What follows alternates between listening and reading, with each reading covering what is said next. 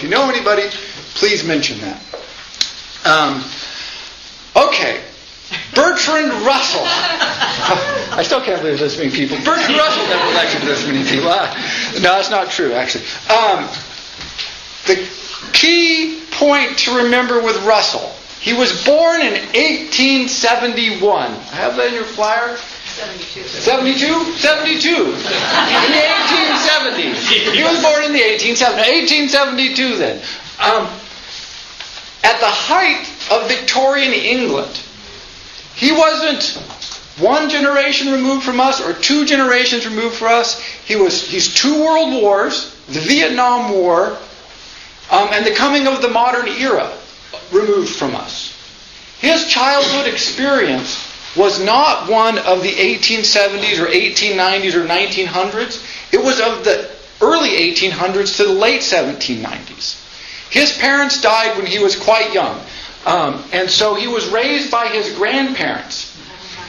Now his grandparents were conservative by the standards of their own generation. So we'll see this again with Heidegger. Heidegger was raised in the 17th century. Russell was a little bit better than that. But his upbringing was very peculiar, even for his time. On one hand, he was a privileged class. He was born to a family of minor nobles in England, which is if you're going to be born in England in the 1870s, that's the way to fly. But he was very strange upbringing by grandparents. These are the grandparents of the Victorian era that they seem like a caricature. One, you could not mention sex. Sex did not exist as a subject. There will be no personal contact with your children. That's bad. Children need to be scolded. You never show emotion. I mean, all of the sort of generalities that we have about the Victorian era, all of the wrong concepts, the oversimplifications, no, that was them. They were, whatever you think of the Victorian era, this was a highly religious, extraordinarily rule-bound, very cold. Showing emotion was showing weakness. You never show weakness, and therefore you never show emotion. And so Russell grew up sort of highly isolated. Not just from other people, although that was partially true because they were raised primarily on an estate and primarily with private tutors, but also from his own period. They were not allowed really to know what was going on in the world because that might damage their thinking. And so, as Russell grew up, he became a young man, and as all young men are, as young people, generally, he became interested in things like other people, ideas, sexuality. None of this was available to him. And then one day, this remarkably bright boy who's been sealed off from the world was given by his older brother a copy of Euclid's theorems. And this has happened repeatedly throughout history. There is a certain subset of our population, when they read Euclid's theorems for the first time, they find it a revelation of religious strength. Here they think is reasoning and it is. It's extraordinarily clear, cogent reasoning that has very powerful impact on the mind. If your mind is built a certain way, it doesn't happen to everybody, but to certain people. There's one chair up here. And when he receives this, again, it is like a vision. He cannot release his sexual energy. He can't even talk about it. He can't even think that he's sexually frustrated because that wasn't even a possible thought.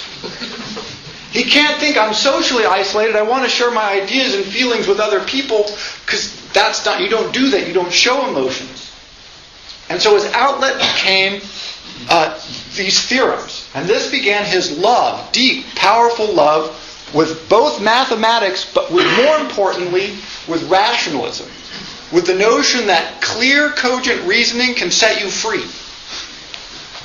It was a new world that he could move out of this terrible, repressive, limiting shell into this pure realm where there are no frustrations, where the rules work, where you can explore limitless horizons. And it just thrilled him to no end. Changed his life entirely. And he said, that, more or less, is what I want to do.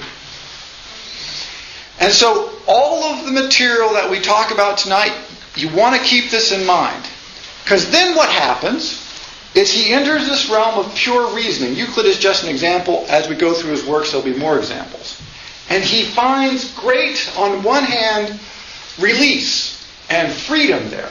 But on the other hand, it still isn't emotional, social, or intellectual contact with other people.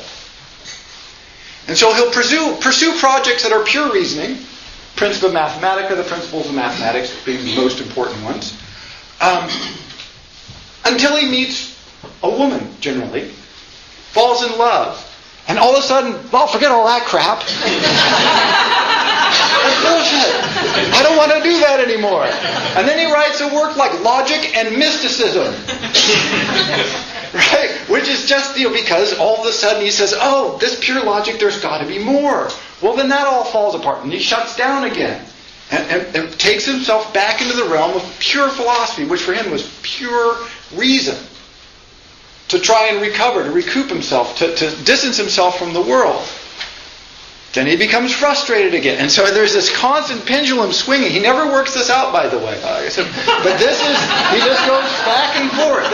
It's a terrifying life to read about in that sense, because you see the repeated encounters with these frustrations.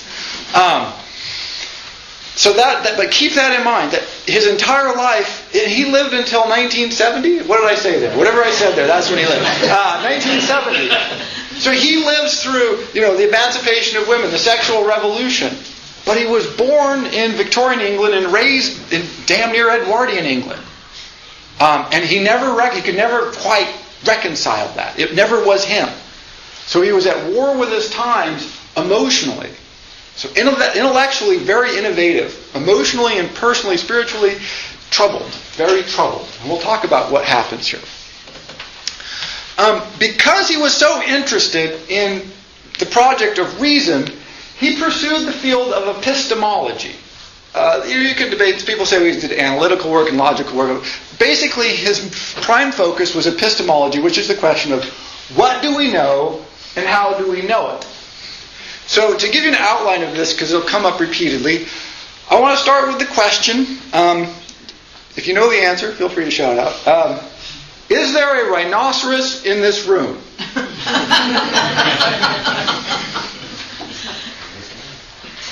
There is not a rhinoceros in this room. Yes. See, epistemologists never work that out. And here's why. It seems like, this is an actual example from an argument, by the way, that Russell had with Ludwig Wittgenstein. And Wittgenstein, well, I'm not going to accept that. I refuse to accept there is not a rhinoceros in this room. And it turns out that Wittgenstein's probably right. That's just scary. Here's the problem. It seems like the simplest proposition in the world. There's not a rhinoceros in this room. Patently obvious. How do we know that? Our sense impressions. We look around, we don't see a rhinoceros, and so we say, well, there's not a rhinoceros in this room. Just a few teeny tiny problems with that. One, what is a rhinoceros? Notice we're positing an absence. We do not have a sense impression of an absence. So when we say there's not a rhinoceros in the room, what we're really saying is, I have a memory or an idea. In fact, I don't believe I've ever seen a rhinoceros. I had to ponder this. But nonetheless, I have an idea that I think I know what a rhinoceros is. And I compare the room that I sense with a room that I imagine would be like if there were, in fact, a rhinoceros in it. And I say, the room I am in is not like my imaginary room. Therefore, there is no rhinoceros here. Now, the problem with that is, as I said, that's not a sense data. We're not experiencing a lack of a rhinoceros. What we're experiencing is a disconnect between what we imagine the room would be like and what the room is actually like according to our sense data. And epistemologists go, well, that's funny. So the world is made up of our memories and imaginations. And that's what reality is. Ooh. See how that gets really muddy really fast? And haven't we all imagined, for instance, that a date is going very well, only to discover that perhaps our imaginations have been somewhat incorrect, misleading, less than totally accurate. Right? And so epistemologists struggle with this. It seems so simple. There's not a goddamn Renaissance in the room. And yet, how do you know this for sure? Because we think the room would be different if there were. And so they go, okay, well, how can we fix this, right? Because it seems like there's not one. We must be able to demonstrate that. Again, also assuming, how many people have ever actually physically in person seen a rhinoceros? Because I don't know if I have. That's most people. Okay. Zoos. That's good. But notice, how many people have been to Paris?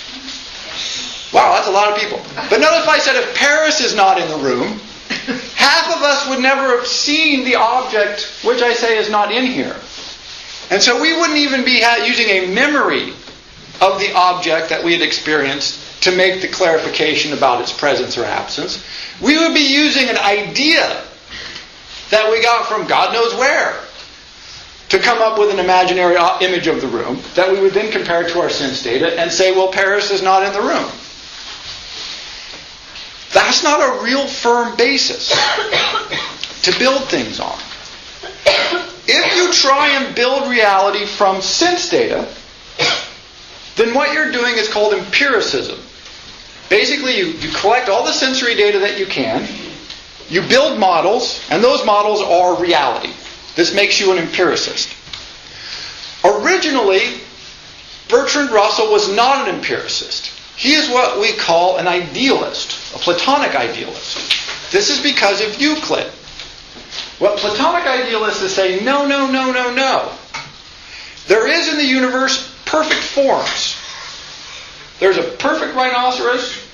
There's a perfect room. There's perfect things. And what we do is unknowingly, built into our minds, often called a priori, are these models. And so we're not appealing to sense data, although in part we are. Mostly we're appealing to the structure of the universe to arrive at some idea of what we mean by things like room and rhinoceros and in and out. Bertrand Russell's first project in epistemology was his work called Principles of Mathematics. I think I gave you there an example. And if it's on the first page, it says, pure mathematics is the class of all propositions of the form P implies Q. Wow, that's exciting. Are you all excited? Have you glanced ahead for Principia Mathematica? Because that is really some clarifying material there. Here's what he does. He goes, look, and this, by the way, goes back to Kant. Everything goes back to Kant. I mentioned that in the first lecture. Here we are again. Kant had demonstrated that we shouldn't trust things like our idea of rhinoceros or whether or not it's in the room. That we only have the capacity to build the model as if, remember I mentioned this, as if it were true. With one exception. He said mathematics. Mathematics seems so necessarily, obviously true that it must be a priori true. True before everything. Before the universe's founding, mathematics works. In every alternative universe imaginable, mathematics works. So, like Euclid's geometry, here seemed to be a realm where we can build truth. If we can understand mathematics, then we will have absolute, total truth. From that we can derive any other truth that can possibly be developed. This was Russell's goal in the Principle of Mathematics. So first step is, he said, look, there is a realm of perfect truth. And again, it's in mathematics. But it turns out that mathematicians don't know why mathematics works. It's one of the little tricks they don't tell you about mathematics. 1 + 1 = 2. We all know that. We don't know why. It took Russell and Alfred North Whitehead about 12 pages of Principia Mathematica to demonstrate that proposition, which they claim hilariously is the occasionally useful proposition that 1 + 1 = 2. But it took a lot of work to demonstrate that. And when Russell begins working, whole sections of mathematics had no logical foundations. And so he said this. He said, math is up here. Below math, sort of more important to math, is some logical propositions.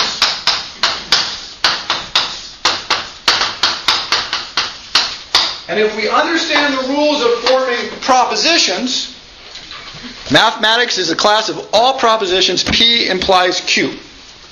If this, then that. If we understand the proposition sufficiently well, then A, we can prove all of mathematics. Nice achievement. And then B, we can use those rules of proposition construction to then work on things like, is there a rhinoceros in the room? And so you turn the proposition, is there a rhinoceros in the room, and from that into something like, if A, then you would need this if. It would look like this. If A, then B, a proposition. If there is a rhinoceros in the room, then people will be screaming. If people are not screaming, then there is no rhinoceros. Are people screaming? Yes or no? If no, then no rhinoceros. If yes, potentially a rhinoceros. But notice all the linguistic content drops away. There's no room here. There's no rhinoceros here. There's just A, B, P, and Q. And logical functions, the if, then, or, and, not. You only need two of them, it turns out. You only need not and or. But use a couple of others. It makes the equations easier. And so his first run of this was propositional analysis of mathematics. Great. And they made huge strides. You cannot understand, it's hard for us to understand the impact that his book had on mathematical thinkers all over the world. He started receiving letters from the leading mathematicians, Cantor, Peano. They wanted to write him. They wanted to know, wow, huge achievement. How did you do this? What are you doing? They invited to conferences all over the world. Immediately. It was this amazing breakthrough. And then he ran into some problems. The problems were the form of the paradox of, well, this isn't the one he used, but this is an example of the paradox. This sentence is a lie.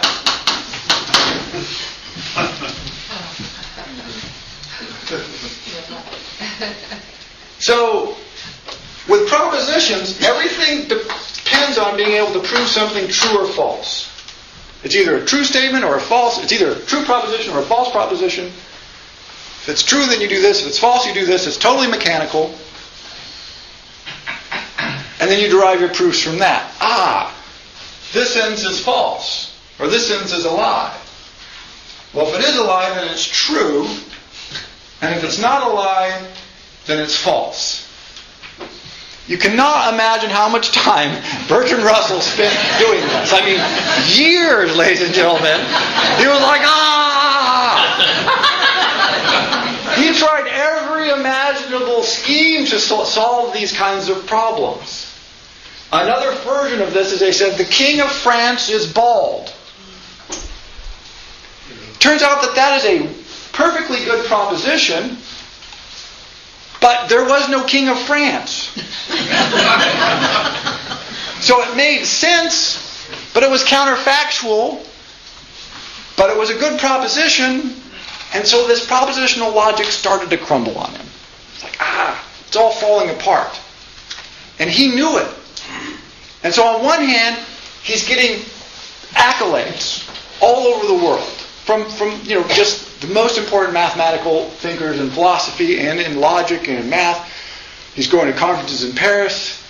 A lot of positive feedback at the same time that he knows from talking to those same people that he's in trouble. That this project is falling apart. At this point also he gets married, which you would think would be a nice thing. Unfortunately for Russell it was not. One person described his wife Alice as aggressively dull.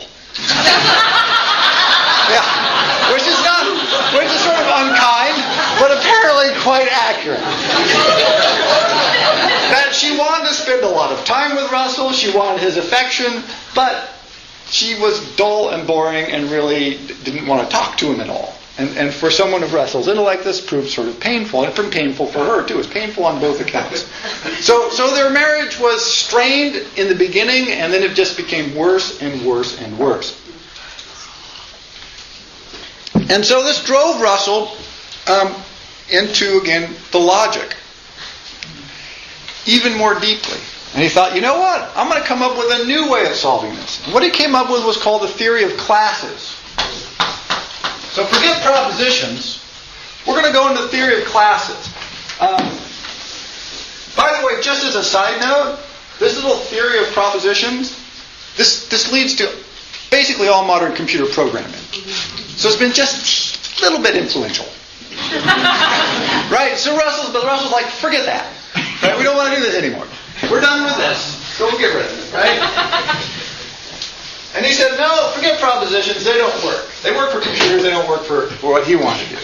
He said, well, we'll come up with a theory of classes. And he said, it's not if the rhinoceros screams or whatever. It's you have just sets of things. Set theory is what it's called now. You have a set of a thing called a room. Again, we'll call all rooms A. You have a set of things that are rhinoceroses. Call all rhinoceroses B. And the question is, does the set A include the things B? That's all you ever know about anything. Is it a member of the set or it is not a member of the set? They conjoin or they don't conjoin. This turns out to be a huge leap forward. I know this seems very abstract, and I'm struggling to make it concrete. But it was a significant shift because it changes from if, then, or else. No, I mean, that's still part of it. But now we're just really concerned about, is something part of one set or is it not part of one set? And this leads to the writing of Principia Mathematica. It's often considered one of the most important works in the history of philosophy, logic, science, and math, all at once. And he works on this with Alfred North Whitehead. And in the beginning, they're working at a white heat. Unbelievable progress is being made. And then he meets Alfred North Whitehead's wife. It turns out that Miss Whitehead is just a wee bit lonely and finds her husband, the logician, Alfred, not all that engaging. Meanwhile, there's Russell, the engaging, friendly, and available because totally alienated from his own wife, logician, who has moved into their house to work with her husband on this major work. Russell begins to have doubt about the importance of the project. Other things have suddenly become really important to him. Wooing Mrs. Whitehead chief amongst them. So they strike up an unbelievably complicated relationship. And Russell starts to really be concerned about the true value of this project. So on one hand, he's making huge strides in developing a logic that came very close to achieving their goal, which is providing a perfect logical foundation for all of mathematics, which could then be extended to basically the rest of the world. It wouldn't prove everything, but it would do a lot of work. Hugely important steps were taken by him. If you're into math logic or the foundations of mathematics, this is the book. This is the book. So he's struggling on two fronts. One, this huge, truly titanic. Took him about 6 years to finish this work. Ended up being 3 volumes. So expensive to print that Russell and Whitehead each had to cough up 50 pounds to help cover the costs, which, as he wrote down, meant that he spent 6 years of labor and 50 pounds. Right? But at the end of it, you have this class model, which is, again, hugely important in mathematics today. But notice this little logical problem that arises once again. So before we had this sentence is a lie, this one ends up being the class of all classes not members of themselves.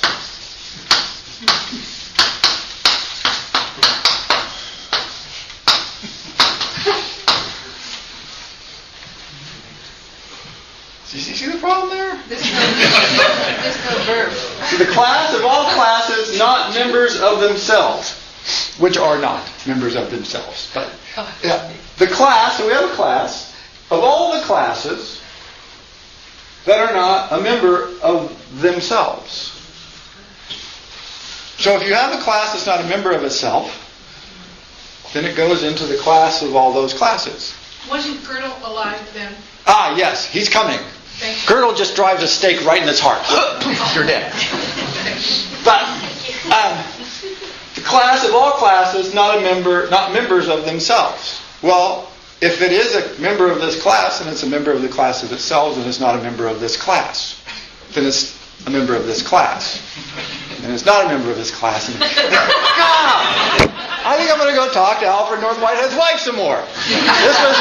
This is how you work that out, it turns out. And so, so he's just struggling, on one hand, to finish this project, which about halfway through he realized was flawed. And he could not come up with the answer. It turns out there is no answer. This is what Gödel proves. Gödel's famous incompleteness proof, 1936, much later than this, but that's how long it took to finally prove that this was undoable, the project that Russell thought he had done.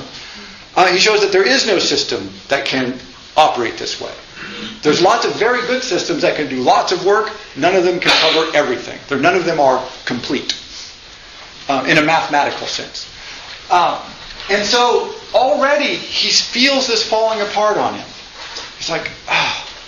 So on one hand, he's making huge strides in mathematical logic, both by developing propositional logic to a place it had never been, and by developing set theory to a place it's never been, and by providing logical foundations for whole fields of mathematics that had never been touched before. Most people, and all of his admirers, said, you're one of the leading minds in the world. Russell said, see, he didn't want partial solutions. He didn't want a little bit of the truth. He didn't want a corner. He was going for the absolute truth. The Platonic ideal. He was an idealist. Something that's 3/4 true, no, who cares? Something that works really good 97% of the time, no philosophical interest for him. If it wasn't perfect, it didn't work for him. Because, again, as I mentioned, he was in this shell. He was trying to build a world that would allow him to escape from the world that he was raised in. Basically escape from himself to a pure, clean, true world like Euclid's geometry. It really deeply, you can't overestimate the sense that this drove him on. And so he feels this collapsing all around him. Simultaneously, his marriage is collapsing. And he's in love with a woman who's basically unavailable to him, but who loves him very much, and they spend a lot of time together, just making it all emotional hell for all parties, while he works with Alfred North Whitehead on this major work of both of their lives. And he just becomes frustrated and disgusted, and he just basically collapses in a heap. He called this the bitterest period of his life, the writing of this book. He said it was a monastic existence, which basically it was. So about what time was it? 1903 to 1906, 7, 8, 9. Right in there. Finally, this wraps up. At the same time, he divorces his first wife, and he begins a relationship with this woman named Adeline Morel. Now, I mentioned in the introduction, or the little piece here, his private life was astonishingly complex, so only the barest outline is possible. I just want to give you a suggestion of how complex at this point his private life becomes.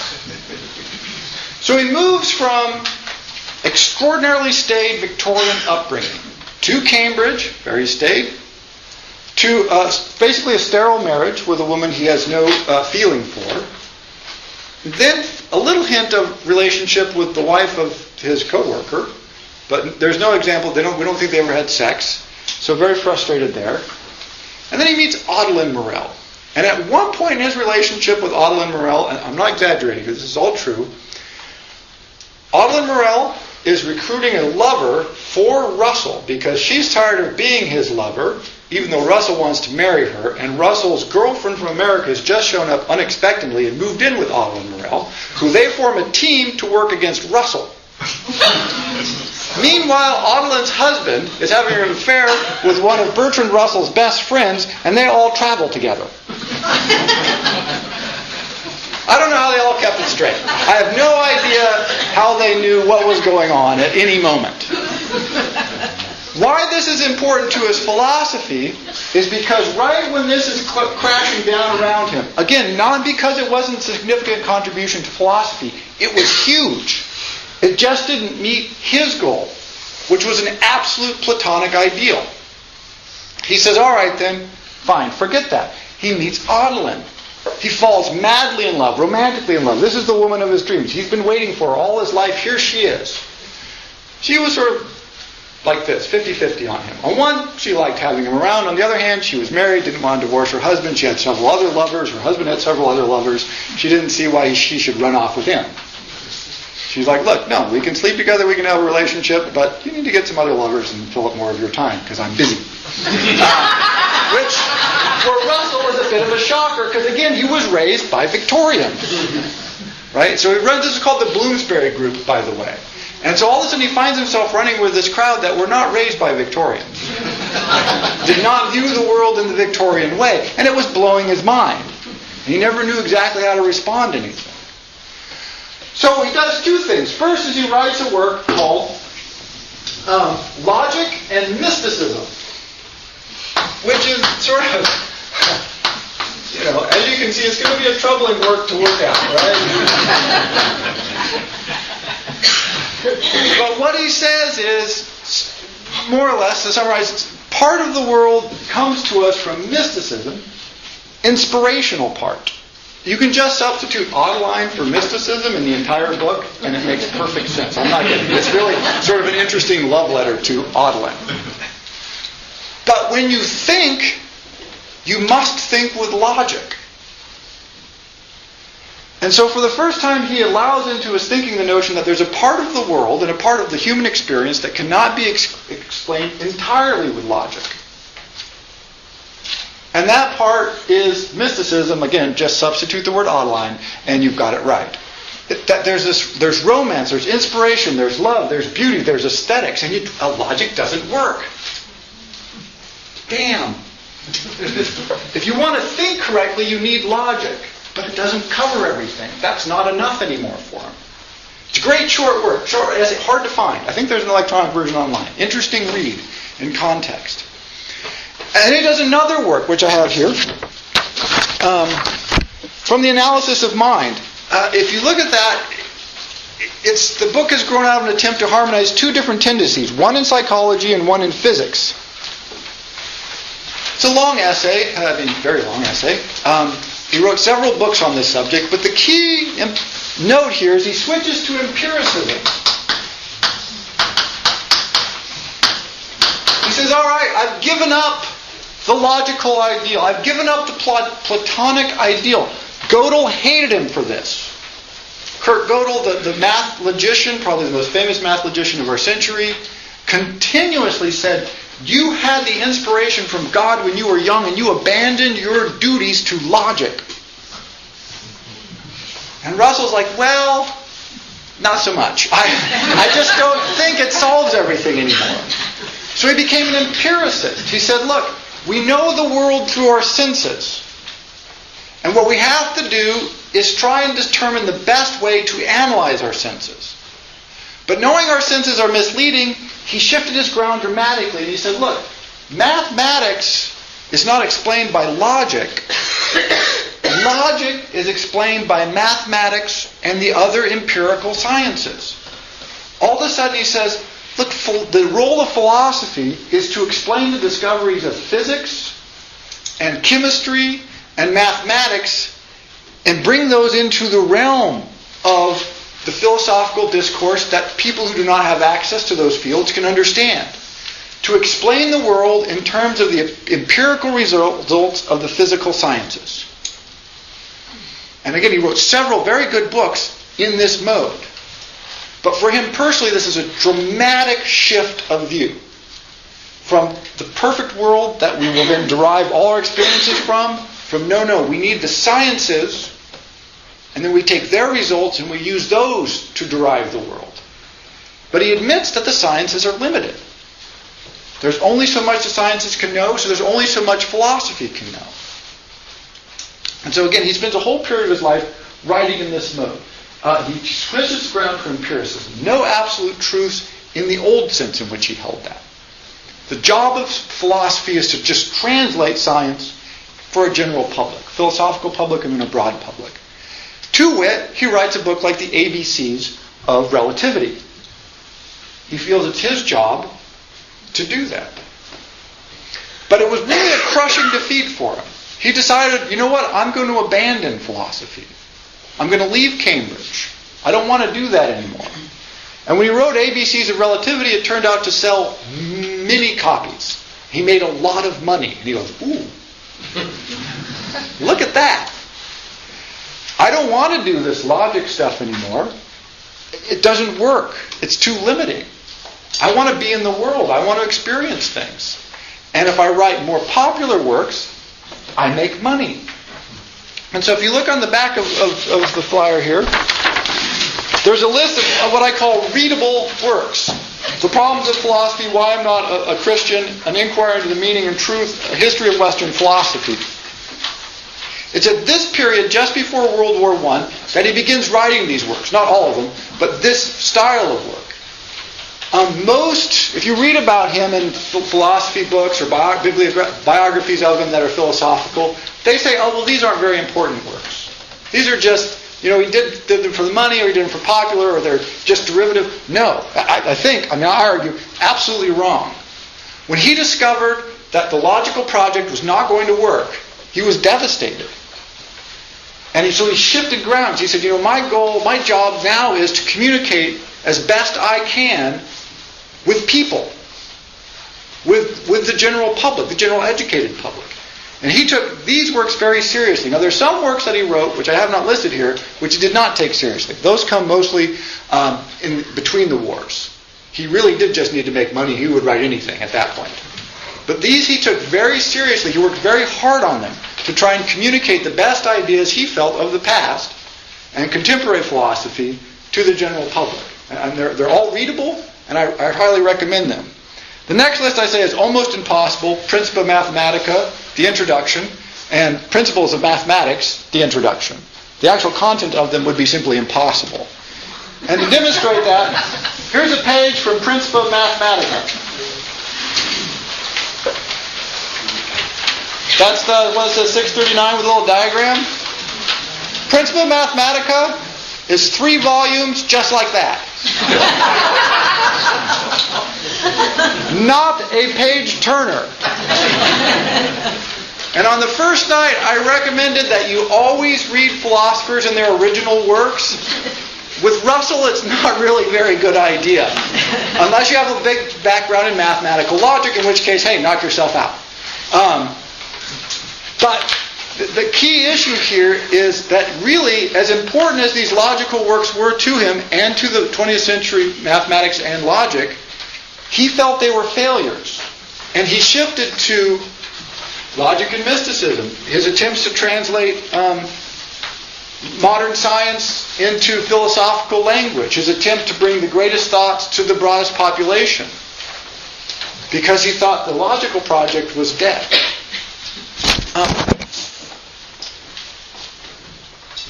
So he finishes this, and he moves into a new phase in his life. He runs for Parliament, which is hilarious. Bertrand. If anybody did not have a feel for the general mind, it was Bertrand Russell. And he was always wrong about everything. That didn't have to do with philosophy and logic. And he pursues several unfortunate relationships until he finally marries again to a woman named Dora. And he thought, here is a forward-looking, intelligent, which he absolutely was, a woman whom I can settle down with and have a family.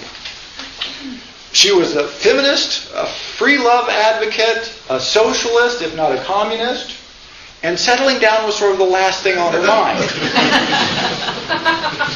And so he starts his second great tortured marriage. And you can see from the first day that this marriage is not going to work. And most of his friends tried to explain this to him, including many of his lovers, and he just wouldn't listen. Right? And so he sets off. And it just does not go well. On one hand, he wanted a family desperately, and he finally got one with her. He had 2 children with her. And he turns his mind now to education. Do not read Russell's books on education unless you want to laugh. No one knew less about being a parent or about raising children than Bertrand Russell. I mean, it's almost horrifying. And really, it is kind of sad because he damaged his children pretty well, trying to carry out his philosophical ideals onto children. And he really did sort of, they did not have happy childhoods because of this. But again, it returns to his idea. How do you raise children? He put this logical framework on it, but it was really the way his grandparents had raised him. In a weird reproduction of his own childhood. You don't want to show them too much feeling. They know you love them, so if you show them too much love, it makes them nervous. This is one of his arguments. Right? Yeah.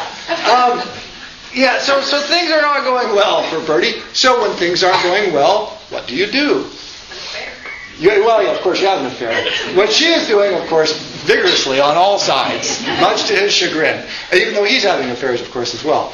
He's deciding this whole free marriage thing is not working out too well, and she decides, no, I think it is. And he's like, oh, damn. That puts me in. And he was enough of a logician to realize that he can't ever win that argument, right? But so he returns to his love of philosophical reasoning. And he launches a second development of empiricist thought. And this one is described best, I think, think of it as the world can be conceived of in 2 ways. In one way, think of it as 2 buckets. It's either a bucket full of Jell-O, in which everything mixes and is undifferentiated, or it's a bucket of shot, pellets, lots and lots of pellets. And that you take any given pellet, and by describing its relationship to as many other pellets as possible, you arrive at an understanding of the world. This is a world constantly in flux. This is a world of changing but more or less fixed relationships. Russell decides that this is the right answer. He says the world is all differentiated little particles. Not surprisingly, he gets this idea from physics, because now the atomic theory of physics is taking off. And he says, look, there's the proof. The world is made up of little particles and their relationships to each other. And that if we can understand that, then we'll be able to grasp the nature of these relationships again. And so he begins working on a serious attempt to codify all scientific thought into one logical system based on I'm sort of simplifying, as a shot theory of the universe. The relationships of any given particle to any others. And at this point he makes a significant breakthrough in his understanding and our understanding of the world, in which he says there's actually 6 dimensions in the universe. Now we're all used to now thinking of the universe as having 11 or 27 or 50. This was extraordinarily important and groundbreaking at the time. He says there's not 3 dimensions as were known then. He says there's actually 6. And he starts developing this model. A few papers published on this, but he did voluminous writing, never published, because he breaks it off, of course, when he starts another affair. But he made a lot of progress in trying to work out this 3rd version of the universe. This version of the universe, by the way, is beginning to triumph at the moment. Modern string theory is failing, and so, which was sort of this version of the universe. And so the math of this version, advanced particle physics, is beginning to look right. And Russell's work on this is becoming more important suddenly after a lapse of many, many years, as repeatedly happens with him. His work here is also the foundation of what's today called analytical philosophy. It's a technical field, but again, you can see the analysis of the relationship of any part of the universe to any other part of the universe. And the logical implications that go with it. And so his technical work continues on. Well, until again, another, horribly doomed failed, complicated personal crisis hits him. He starts dating this other woman. His wife has 2 more kids by another man, even though they're still married. He wants nothing to do with them. Ugly breakup. And he switches again. And how many of you have read anything by Russell? People read things by Russell? Yeah. Probably not Principia Mathematica, my guess, just off the top of my head. And he switches back again to do more of his popular work. And again, this question that is raised in the minds of many of the philosophers who write about Russell. And they say, oh, he broke off this wonderful project to do work for the masses. But it raises an interesting ethical question. Which is his important work? Several people, when I said I was going to do Russell, said reading Russell is one of the most important intellectual events of my life. Major breakthrough, huge insights, emotional change. Well, that's pretty good. Right? That's a significant impact. And so one of the debates that goes on about Russell is, what is he important for? He's certainly important for these technical achievements, but most philosophers sort of mark him down for spending so much time writing books like, An Inquiry into the Meaning and Truth, or A History of Western Philosophy. Even though those are the works that have most influenced people. And the hallmark of most of those works, and if you've read them, you can certainly, I think, appreciate this, is back to his notion of logic. He says, look, the world is not necessarily logical, and that's what he was freed up by when he moved to empiricism. He could finally accept that the world might not, in fact, make total and complete sense. It might be messy, and it might be incomplete, and it might be unknowable in some ways.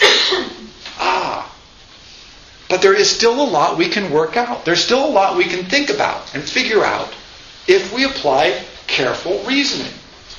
And so he chose subjects about which very little careful reasoning had generally been done. Famously, he wrote, Why I Am Not a Christian. And he wrote this book. Really, there's not a lot that's new in that essay. That's just simply an essay, one of the essays in the book. But he finally sat down and he said, well, let's look at this with as much concision and reason as we possibly can.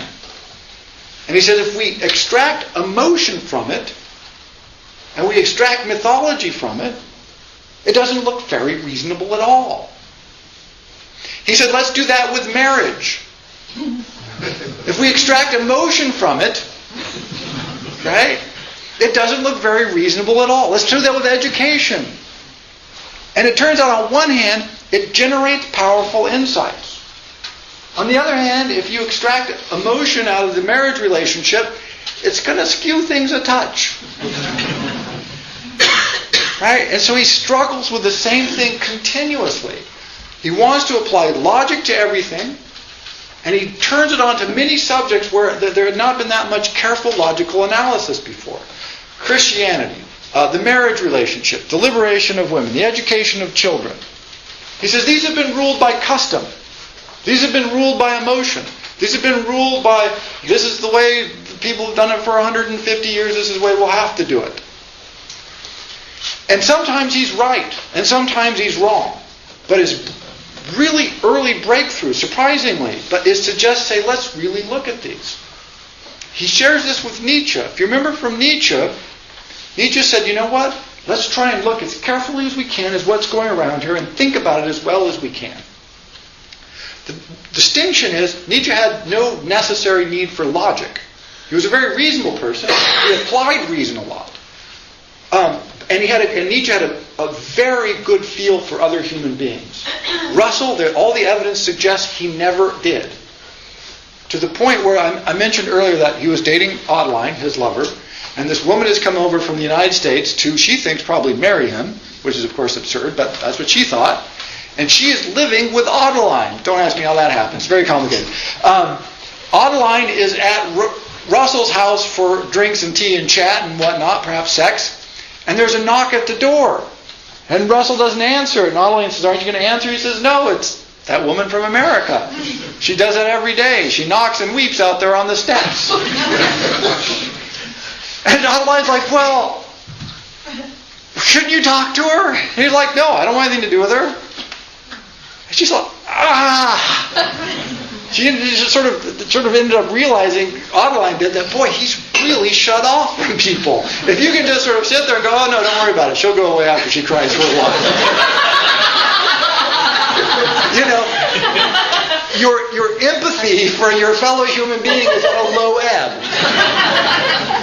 But on the other hand, this was also his power. His capacity to say, you know what, let's just get all that emotional crap out of here.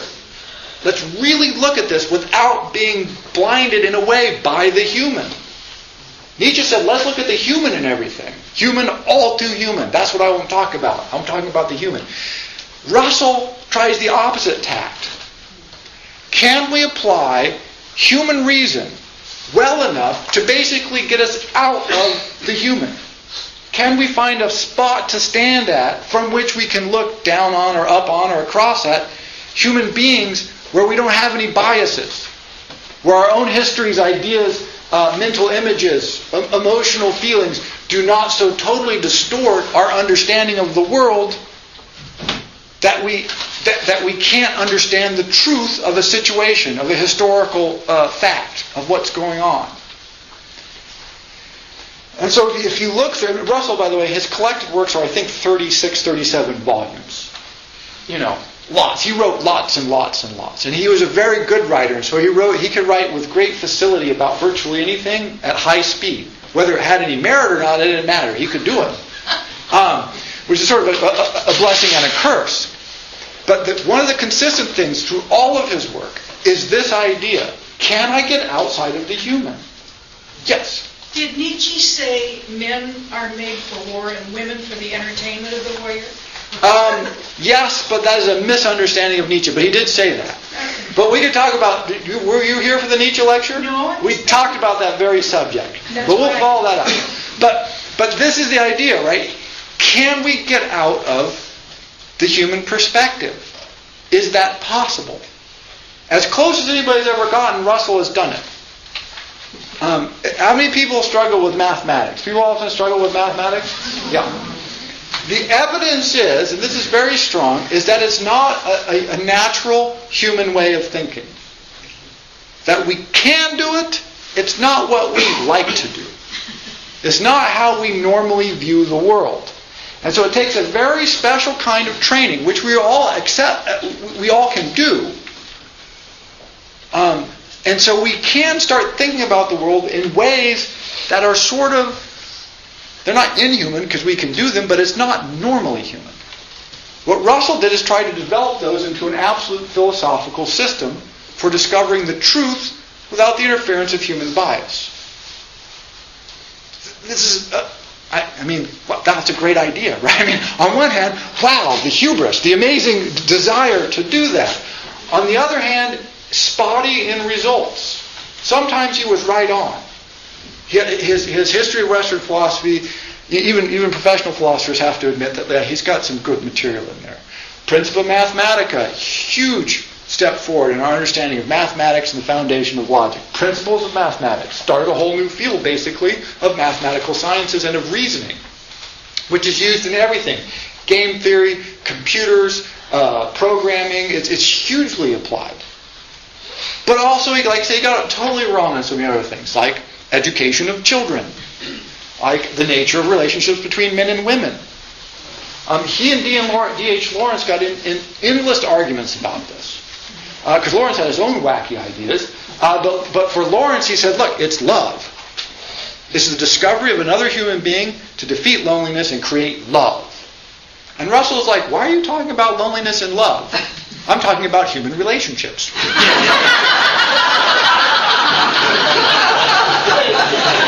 And Lawrence just begins pounding his head on the desk. He's like, who is this guy? What do you mean, why am I talking about love and loneliness? And Russell's like, look, you have a proposition, man and woman. Lawrence is like, no. It's not a proposition. Russell's like, well, yeah. So a very peculiar outlook. So finally, his later works. So if you go to our knowledge of the external world, he travels around. He breaks up with his second wife, who long litigation because she has two of his kids. She's had two kids by somebody else. Russell has a noble title now. I think he's an earl. And so who's going to be able to claim the title when Russell passes on? He wants it to be his older son. The money issues are all tied. Of course, we've had World War I and World War II. I mean, it's just a mess, right?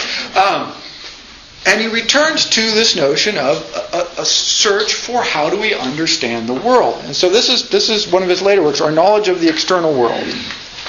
Just a quick note from this first sentence to give you a sense of it. Among the objects to the reality of objects of sense, there is one which is derived from apparent difference between matter and how they appear in physics and things as they appear in sensation. Men of science, for the most part, are willing to condemn immediate data as merely subjective. And he wants to, in some sense, now defend immediate data. So again, a huge shift here. Platonic ideals. Forget sense data, it's just wrong. To, physics access to material reality, physicists, chemists, mathematicians, will use that in an empirical way to construct a model of the universe. Finally, he sort of ends up, you know what, I think we can build a model of consciousness. Logically coherent. Everything with Russell is always logically coherent. But that will allow us to use sense data in the following way. While it may not be perfect, it is the best model of the universe we can ever have. So this is over the course of his life. This is 60 years almost of philosophizing. He ends up making this argument, which is to say, look, we need to take our sense data and organize them as logically as we can. This is not going to produce perfection. But this is going to produce the best approximation of the actual universe that we can ever derive. It's a very limited sort of epistemology. From, I will prove the foundations of all possible knowledge with perfect logical precision, to, you know what, our sense data, a little bit dodgy, but it's the best model we can develop. There is not a rhinoceros in the room. How do we know? It's messy. But it's the best we can do. There is not a rhinoceros in the room. I have some concept of what a rhinoceros is. I can imagine the impact the rhinoceros would have on my life if it were in here. I don't see those things. So I use my sense data and my memories to build a model of the world that looks pretty good. Philosophers do not like this because he abandons the notion of having the absolute realm of truth. And modern philosophical discourse is nothing if not dedicated to, particularly Anglo-American, forget the French people, we'll talk about them later, but Anglo-American philosophy is dedicated to a pursuit of either empirical perfection, borrowing the model from the sciences, or Platonic ideals, borrowing the models from logic, both of which basically Russell laid out and abandoned. But he ends up at almost a Jamesian, and we'll do some William James, almost a Jamesian pragmatism. And he says, well, I don't know, maybe I can't prove absolutely to you that there's not a rhinoceros in the room. But by God, I think there probably isn't. And if we take a poll, we'll all believe there probably isn't. And that's what we have to do. An example he gave of this proposition, even earlier in his life, was he said, as a young man, he had been quite scared because one of the preachers had begun preaching about the end of the world is nigh. The world is going to be destroyed. It's the second coming, the end of all. And he said he was walking home and he saw that the preacher was planting apple trees in his yard.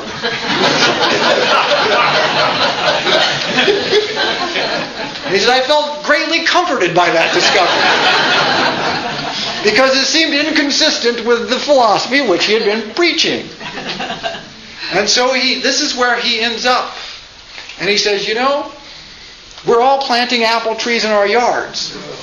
More or less. And that's what we do. Not because it's perfect, not because our knowledge is perfect, not because our logic is perfect, but given the empirical data that we have through our senses, that's the best we can do. Now we have to reason as carefully as we possibly can.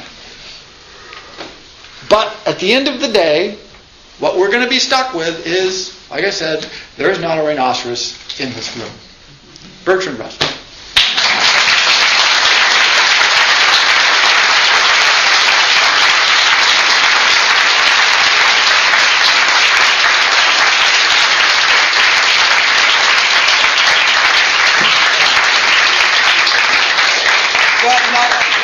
Let me apologize, like I said again at the beginning, I really believe in working